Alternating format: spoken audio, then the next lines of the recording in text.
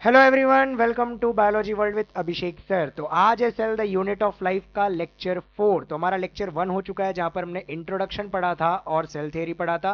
हमारा लेक्चर 2 हो चुका है जहां पर हमने सेल को साइज और शेप के बेसिस में पढ़ा था। हमारा लेक्चर 3 हो चुका है जहां पर हमने प्रोकैरियोटिक सेल को कंप्लीट किया। आज हम शुरू करने वाले हैं यूकैरियोटिक सेल। तो हमने लेक्चर 3 में देख लिया था कि हम कैसे पहचानेंगे कौन है यूकैरियोटिक सेल और प्रोकैरियोटिक सेल। तो जो भी बच्चों ने वो वीडियोस नहीं देखा है वो जाकर पहले लेक्चर 1, लेक्चर 2, लेक्चर 3 देख लें और आगे की फिर वीडियो प्रोसीड करें। ठीक है, तो लेक्चर 4 शुरू करने से पहले एक बच्चे का डाउट था, तो मैं वो डाउट क्लियर कर रहा हूं।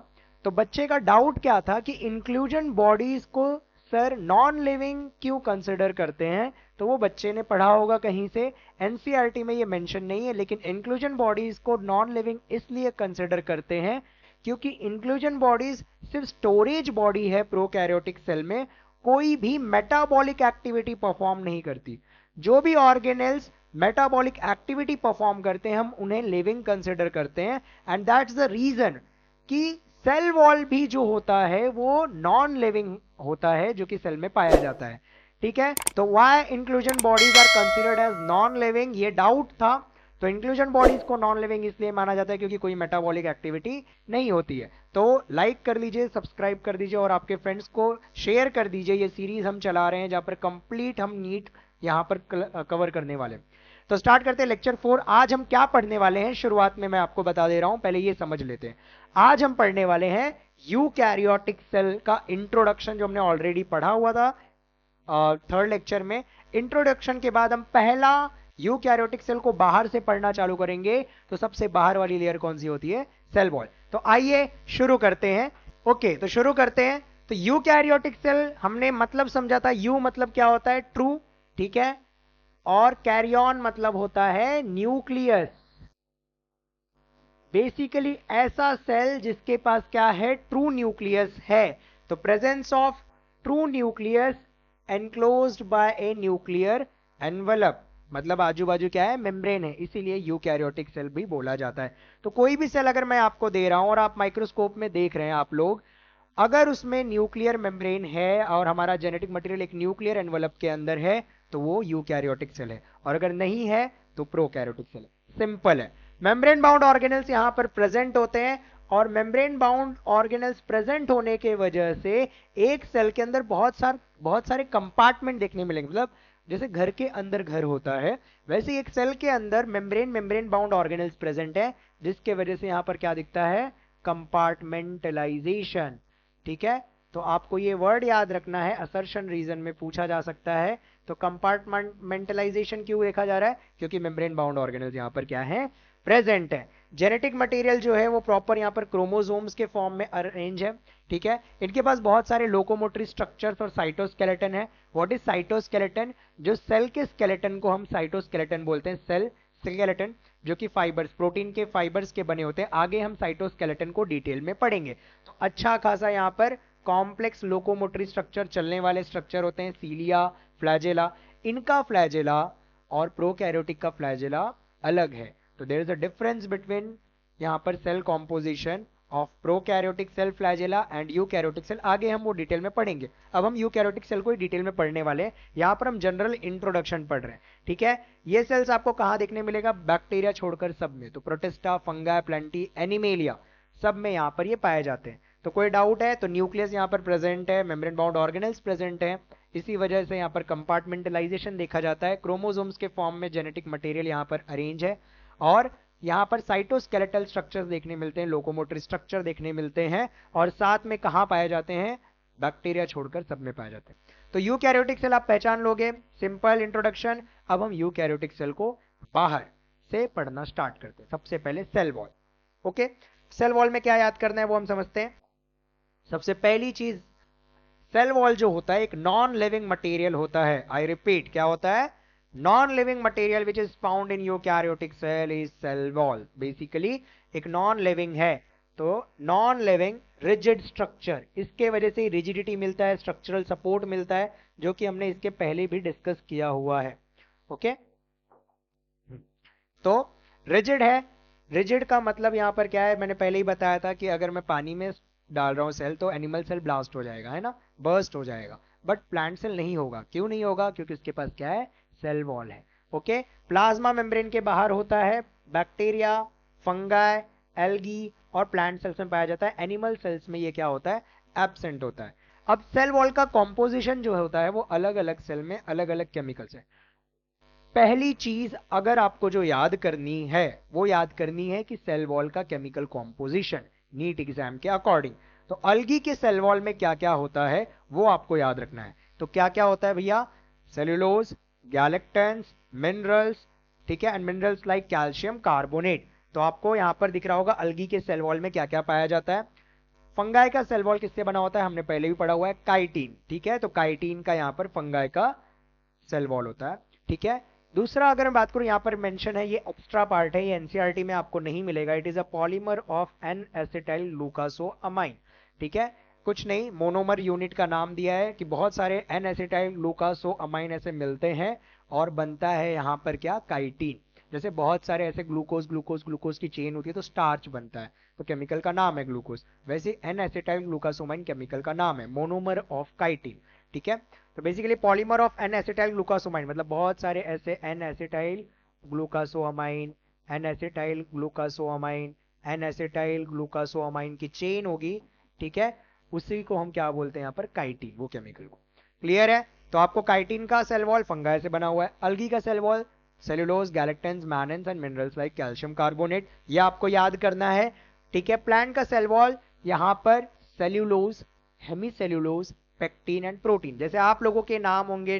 ठीक है, आप लोग के भी नाम होंगे, वैसे ये नाम है, नाम से डरना नहीं है, नाम याद करना है केमिकल का। तो यहां पर क्या क्या है? सेल्यूलोज, ठीक है, हेमीसेल्यूलोज, पेक्टिन्स एंड प्रोटीन्स। तो ये सब इनसॉल्युबल पॉलीसैकेराइड्स हैं। सैकेराइड्स मतलब शुगर। ठीक है, तो शुगर के पॉलीमर्स के ही नाम है। तो यहां तक सबको क्लियर हो गया होगा। पहली चीज सेल वॉल में क्या याद करनी है आपको? Chemical composition. What you have to by heart? Chemical composition. Fungi के सेल वॉल में क्या पाया जाता है? एग्जाम में आ जाएगा। प्लांट के सेल वॉल में क्या पाया जाता है? वो आ जाएगा। एनिमल के सेल वॉल में क्या पाया जाता है? तो एनिमल का सेल वॉल होता है क्या? नहीं होता है। तो इस तरीके से ऑड मैन आउट पूछ लेगा कि इसमें से बहुत ये सारे एलिमेंट्स किस में पाए जाते हैं? अल्गी के सेल वॉल में पाए जाते हैं, क्या नहीं पाया जाता, उस कितने नंबर्स नहीं पाए जाते, तो ऐसे पूछ सकता है। क्लियर है? तो आगे हम चलते हैं यहाँ पर। तो सेल वॉल हो गया। अब सेल वॉल में चार चीजें हम पढ़ने वाले हैं प्लांट के सेल वॉल में, और वो चार चीजें क्या क्या हैं वो देखते हैं। चार चीजें क्या क्या है यहां ध्यान दो। पहला, प्राइमरी वॉल, क्या पढ़ेंगे हम? Primary wall. दूसरा क्या पढ़ेंगे? Secondary wall. क्या पढ़ेंगे? Secondary wall. तीसरा हम क्या पढ़ेंगे? Middle lamella. क्या पढ़ेंगे? Middle lamella. और चौथा पढ़ेंगे प्लाज्मोडेस्माटा। तो सेल वॉल में केमिकल याद होना चाहिए। दूसरा, प्राइमरी वॉल पता होना चाहिए क्या होता है। सेकेंडरी वॉल क्या होता है पता होना चाहिए। मिडल लैमेला पता होना चाहिए। प्लाज्मोडेस्माटा। ये पांच चीजें सेल वॉल में पता है अगर आपको, तो आपके नीट के सारे क्वेश्चंस हो जाएंगे। इजी है, बहुत सिंपल है। हम आगे चलते हैं। प्राइमरी वॉल, नाम से ही पता चल रहा होगा यहां पर। तो सेल वॉल जो होता है वो प्राइमरी वॉल और सेकेंडरी वॉल, यहां पर दो वॉल्स यहां पर होते हैं। ठीक है, तो प्राइमरी वॉल और सेकेंडरी वॉल, सेल वॉल में दो वॉल होते हैं। प्राइमरी नाम से पता चल रहा है, जब सेल बनता है तो यंग सेल में जो पाया जाता है वॉल, उसको हम प्राइमरी वॉल बोलते हैं। सिंपल याद रखना है, यंग सेल में पाया जाने वाला वॉल उसको क्या बोलते हैं हम? Primary wall. जो वॉल मैच्योर सेल में पाया जाता है उसको हम क्या बोलते हैं? Secondary wall. क्या बोलते हैं? Secondary wall. आपको याद रखना है कि भाई जो मैच्योर होता है उसमें प्राइमरी वॉल नहीं होता है, मैच्योर सेल में सिर्फ और सिर्फ सेकेंडरी वॉल होता है। सिंपल है। तो अगर मैं बात करूं प्राइमरी वॉल की, तो यहां पर primary wall it is found in young plant cells. तो ये यंग प्लांट सेल्स में पाया जाता है। ये ग्रोथ कर सकता है, इसीलिए यहां पर क्या होती है? ग्रोथ होती है। तो ग्रोथ क्यों हो पाती है? क्योंकि इसका नेचर कैसा होता है? इलास्टिक इन नेचर, जिसके वजह से ये क्या होता है? Capable of growing. तो ग्रो कर सकते हैं। तो ऐसे सेल्स जहां पर ग्रोथ होती है, जैसे कि पैरेनकाइमा सेल, मेरिस्टेमेटिक सेल, तो ये सेल्स के नाम है जो आपको प्लांट टिश्यू में पढ़ने मिलेगा। ओके, तो ये यंग सेल्स होते हैं, these are not mature cells, क्योंकि ये कंटिन्यूसली डिवाइडिंग सेल होते हैं, तो ये मैच्योर नहीं होते। तो meristematic cells these are young cells जो कंटिन्यू डिवाइड करते हैं, उसमें आपको प्राइमरी वॉल देखने मिलेगा। याद रखना है कि जैसे जैसे सेल मैच्योर होता है उसके ऊपर लेयर्स ऐड होती है, और प्राइमरी वॉल क्या होती है यहाँ पर? डिमिनिश होती है।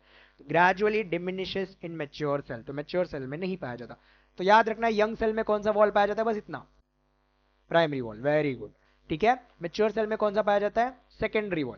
अब आपको यहां पर दिख रहा होगा कि ये जो है पहला वॉल देखो बाहर प्राइमरी वॉल है। ओके, प्राइमरी वॉल के बाहर यहाँ पर अगर मैं बात करूँ तो सीमेंटिंग मटेरियल होता है जो दूसरे सेल को जोड़ता है। जैसे मान लो अगर यहाँ पर दूसरा सेल शुरू हो रहा है तो ये जो जोड़ रहा है, तो इनके बीच का जो मटेरियल होता है, ठीक है, वो हम आगे पढ़ेंगे। ठीक है, प्राइमरी वॉल के ऊपर होता है जो, उसको बोलते हैं मिडल लैमेला। क्या बोलते हैं बच्चा? Middle lamella. तो अगर आपको कोई लेयर पूछा तो देखो सबसे बाहर वाली लेयर में बात करूं मिडल लैमेला, उसके बाद ये जो ग्रीन वाली लेयर दिख रही है ये क्या है? Primary cell wall. इसके नीचे जो भी लेयर ऐड होगी, चाहे जो भी लेयर यहां पर ऐड होगी, उसको हम क्या बोलेंगे? Secondary cell wall. क्या बोलेंगे? Secondary cell wall. तो सेकेंडरी सेल वॉल देखो, secondary wall 1, secondary wall 2, secondary wall 3, सभी को सेकेंडरी वॉल बोलेंगे। तो ये हो गया primary wall and secondary wall. Clear है? तो ये मैच्योर सेल्स में ही पाया जाता है। आपको याद रखना है इसमें प्राइमरी वॉल से ज्यादा लेयर होते हैं और सेल थिक होते जाता है क्योंकि कंटिन्यूअस यहाँ पर डिपोजिशन होता है केमिकल्स का। जैसे कि लिग्निन का डिपोजिशन होता है तो लिग्निफाइड वॉल हो जाता है, सुबेरिन का डिपोजिशन होता है। तो याद रखना है प्राइमरी वॉल और सेकेंडरी वॉल में लेयर्स किसकी ज्यादा होती है? सेकेंडरी वॉल की। यंग सेल में कौन पाया जाता है? Primary wall. मैच्योर सेल में कौन पाया जाता है? Secondary wall. ठीक है, जैसे जैसे सेल मैच्योर होता है प्राइमरी वॉल क्या होता है? गायब हो जाता है। ठीक है, तो सबसे बाहर जो होता है वो क्या होता है? मिडल लैमेला, फिर प्राइमरी वॉल, फिर सेकेंडरी वॉल। क्लियर है इतना? चलो अब हम मिडल लैमेला पढ़ते हैं। ओके, क्या होता है मिडल लैमेला? तो हमने पढ़ा अभी अभी जस्ट कि मिडल लैमेला प्राइमरी वॉल के ऊपर होगा, दो सेल को जोड़ने का काम करता है, मतलब सीमेंटिंग मटेरियल। क्या है ये? Cementing material. It is made up of calcium and magnesium pectate. किसका बना होता है? Calcium pectate and magnesium pectate. तो इनका काम क्या होता है? तो मिडल वॉल का काम होता है, मिडल लैमेला का काम होता है होल्ड एडजेसेंट सेल्स, आजू बाजू वाले सेल्स को क्या करता है? यहां पर टाइटली जोड़ता है। ठीक है, together by thin sticky amorphous layer of cementing material. और ये सीमेंटिंग मटेरियल किसका बना होता है? Calcium and magnesium pectate. तो आपको याद रखना है मिडल लैमेला दो सेल्स को जोड़ता है, बना किसका होता है? Calcium pectate and magnesium pectate. ठीक है, आगे हम पढ़ेंगे गोल्जी बॉडी जो होता है मिडल लैमेला बनाने में मदद करता है। ठीक है, नेक्स्ट प्लाज्मोडेस्माटा। अब आपको यहां पर सेल्स दिख रहे हैं। ठीक है, तो ये देखो प्लांट सेल दिख रहा होगा, आपको दिख रहा है, आपको सबको दिख रहा है। चलो, तो ये प्लांट सेल में आपको दिख रहा होगा एक सेल दूसरे सेल से कनेक्टेड है। देखो इनका साइटोप्लाज्म कनेक्टेड है, बीच में आपको गैप दिख रहा है, ये वाला गैप, ये वाला गैप, ये वाला गैप, देखिए मैं येलो से कर दिया। ठीक है, तो दो सेल को जो जोड़ रहा है उसको हम क्या बोलते हैं? प्लाज्मोडेस्माटा। तो समझ में आया? प्लाज्मोडेस्माटा मतलब दो सेल के बीच के दरवाजे, इनके थ्रू ही क्या होने वाला है? यहां पर ट्रांसपोर्टेशन होने वाला है। तो बेसिकली प्लाज्मोडेस्माटा है क्या? इंटरसेल्यूलर साइटोप्लाज्मिक कनेक्शन, दो सेल के बीच के साइटोप्लाज्मिक क्या है? कनेक्शंस हैं। Okay, endoplasmic reticulum plays a role in origin of plasmodesmata. ये एनसीईआरटी में नहीं दिया हुआ है, ठीक है, ये एक्स्ट्रा पार्ट है। बनाता कौन है फिर भी आपको याद रखना है, तो आगे हम पढ़ेंगे। एंडोप्लाज्मिक रेटिकुलम जो होता है वो प्लाज्मोडेस्माटा का निर्माण करता है। क्लियर है? फंक्शंस क्या क्या है भाई? तो शेप मेंटेन करता है, हमने पहले भी सेल वॉल में पढ़ा हुआ है, प्रोकैरियोटिक का भी सेल वॉल शेप मेंटेन कर रहा था। Protect cell from mechanical injury, कोई भी मैकेनिकल इंजरी रहेगा उससे सेल को प्रोटेक्शन प्रोवाइड करता है सेल वॉल। ओके, क्या करता है ये? अटैक ऑफ पैथोजन से बचाता है। जैसे अगर कोई वायरस अटैक कर रहा है या बैक्टीरिया अटैक कर रहा है, फंगा अटैक कर रहा है, तो ये बैरियर का काम करता है, उनको उनके अटैक से बचाता है। तो ये यहां पर बचा रहे हैं अटैक से। नेक्स्ट यहां से ट्रांसपोर्टेशन भी हो रहा है, तो यहां पे it allows the material to pass in and out of the cell, freely permeable होता है। तो यहां से मटेरियल क्या होता है? अंदर बाहर यहां पर पास होता है। Next, it helps in cell to cell interaction. अभी हमने पढ़ा प्लाज्मोडेस्माटा था, तो सेल और सेल के बीच में क्या हो रहा था? इंटरैक्शन हो रहा था। And provides barrier to undesirable macromolecule, और जिस मैक्रोमोलिक्यूल को अंदर नहीं आना उनके लिए बैरियर क्रिएट करता है कि वो अंदर ना आ पाए। क्लियर है? तो आज हमने यूकैरियोटिक सेल का इंट्रोडक्शन पढ़ा। इंट्रोडक्शन में हमने क्या पढ़ा? किसको बोलते हैं यूकैरियोटिक सेल? जिसके पास ट्रू न्यूक्लियस होगा, मेम्ब्रेन बाउंड ऑर्गेनेल्स होगा, जिसकी वजह से कंपार्टमेंट दिखेंगे। पूरे आगे हम सेशन में यूकैरियोटिक सेल को डिटेल में पढ़ रहे हैं। हमने शुरुआत की सेल वॉल से। किससे शुरुआत की बच्चा? सेल वॉल से। सेल वॉल में आपको पहली चीज क्या याद रखना है? केमिकल कॉम्पोजिशन याद रखना है कि भाई अलगी का सेल वॉल किससे बना हुआ है, फंगाई के सेल वॉल किससे बना हुआ है, प्लांट का सेल वॉल किससे बना हुआ है, और किसमें सेल वॉल नहीं होता है। दूसरा आपको क्या याद रखना है? प्राइमरी वॉल जो कि यंग सेल में पाया जाता है, मैच्योर सेल में गायब हो जाता है। सेकेंडरी वॉल एक से ज्यादा लेयर हो सकता है, मैच्योर सेल में पाया जाता है। मिडल लैमेला दो सेल के बीच के सीमेंटिंग मटेरियल को हम क्या बोलते हैं, मिडल लैमेला, जो कि मैग्नीशियम पेक्टेट और कैल्शियम पेक्टेट से बना होता है। और लास्ट आपको याद रखना प्लाज्मोडेस्माटा। प्लाज्मोडेस्माटा की अगर मैं बात करूं तो प्लाज्मोडेस्माटा सेल टू सेल यहां पर साइटोप्लाज्मिक कनेक्शंस होते हैं, जहां पर इंटरसेल्यूलर क्या होता है, यहां पर इंटरसेल्यूलर यहां पर कनेक्शन मेंटेन करते हैं। क्लियर है इतना? और फिर हमने फंक्शंस पढ़े। तो आज के सेशन में इतना ही, ठीक है। तो इसी के साथ हम ये सेशन एंड करते हैं। नेक्स्ट सेशन में हम पढ़ेंगे प्लाज्मा मेम्ब्रेन। क्या पढ़ेंगे? Plasma membrane. और जो बच्चों ने वीडियो नहीं देखा है, पहले के 4 लेक्चर्स आप देख सकते हैं, 3 लेक्चर्स आप देख सकते हैं, ठीक है। और यहाँ पर आई बटन पे मैं यहाँ पर दिखा दूंगा, आप वहां से लाइक करिए, सब्सक्राइब करिए और आपके फ्रेंड से शेयर करिए, ठीक है। आप सबका सपोर्ट, एटलीस्ट मैं इतना मेहनत कर रहा हूं तो इतना तो डिजर्व करता हूं, ठीक है। Thank you all for listening, done for the day.